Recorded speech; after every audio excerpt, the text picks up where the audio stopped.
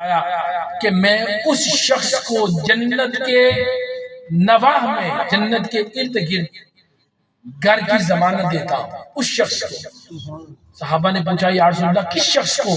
وہ کون خوش نصیب ہے کہ جو جنت کے نواح میں اس کو آپ گھر کی ضمانت عطا کر رہے ہیں؟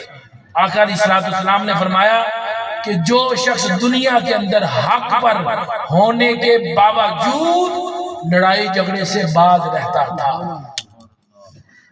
حق پر تھا، اس بندے نے میرے ساتھ ظلم کیا ہے، زیادتی کی ہے، اس نے مجھے مارا ہے، اس نے ظلم کیا ہے، اس نے پہل کی ہے، میں حق پر ہوں کہ میں اسے انصاف لوں، مگر اس کے باوجود اگر وہ لڑائی جھگڑے سے باز رہے، دور رہے، اختیار رکھنے کے باوجود وہ رک جائے، آقا نے فرمایا کہ جنت کے نواح میں اس کو گھر کی ضمانت دیتا۔ یہ کب نصیب ہوگا یہ کردار؟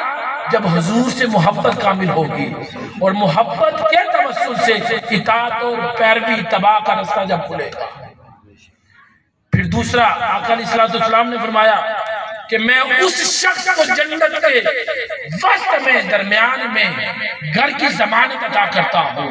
صحابہ نے پھر پوچھا یا رسول اللہ صلی اللہ علیہ وسلم یہ کون سا خوش نصیب ہے کہ جس کو جنت کے درمیان میں گھر نصیب ہوگا؟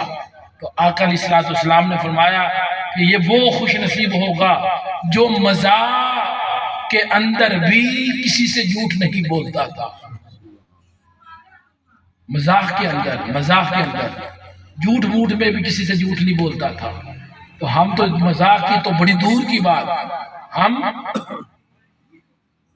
سارا دن صبح سے شام تک جھوٹ ہی میں گزرتا، فون آ جائے تو جھوٹ، کاروبار میں جھوٹ، لین دین میں جھوٹ، ڈیلنگ میں جھوٹ، ہر معاملے میں جھوٹ۔ تو آپ خود اندازہ لگائیں کہ اللہ رب العزت نے قرآن مجید میں فرمایا لعنت اللہ علی الکاذبین، کہ جو جھوٹ بولتا ہے اس پر اللہ اور اس کے فرشتوں کی لعنت ہوتی ہے۔ تو جو مزاح کے اندر جھوٹ بولتا ہے، مزاح کے اندر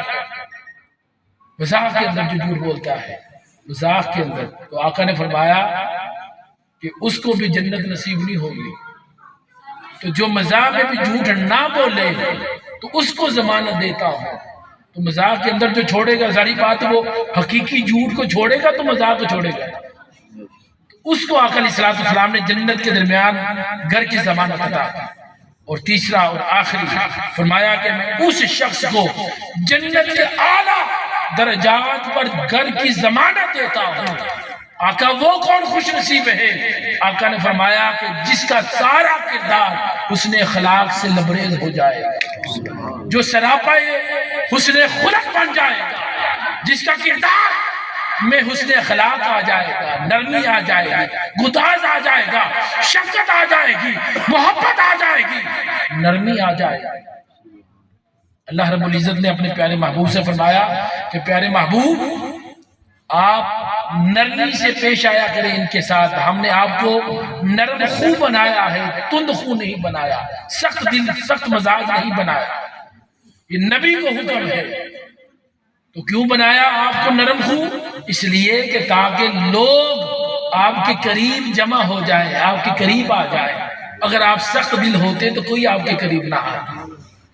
یہ آقا علیہ السلام کے ذریعے قیامت تک پوری امت کو پیغام ہے کہ آج ہمارے رویوں میں کتنی سختیاں آ چکی ہیں، ہمارے مزاج کتنے سخت ہو چکے ہیں، ہمارے دل کتنے سخت ہو چکے ہیں کہ آج ساتھ والے پڑوسی کے ساتھ زیادتی ہو رہے ہو تو ہمارے آنکھوں سے آنسو بھی نہیں آتے، ہمارے دل بھی نہیں نرم نہیں ہوتے۔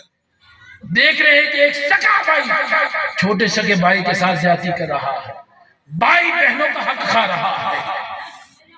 سوسائٹی میں ہر طرف دیکھیں، ہر طرف آپ کو سخت دل والے، سخت مزاج والے ملیں گے، سخت مزاج والے۔ ہمارے دلوں سے نرمی ختم ہو گئی ہے، نرم خو نہیں رہے ہمارے دل۔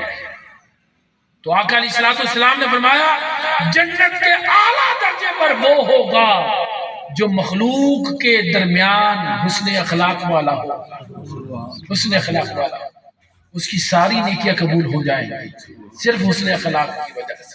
اللہ رب العزت کی بارگاہ میں دعا ہے کہ اللہ تعالی ہم سب کو صحیح معنی میں آقا علیہ الصلوۃ والسلام کی اطاعت اور اتباع اور کاملا محبت عطا فرمائے۔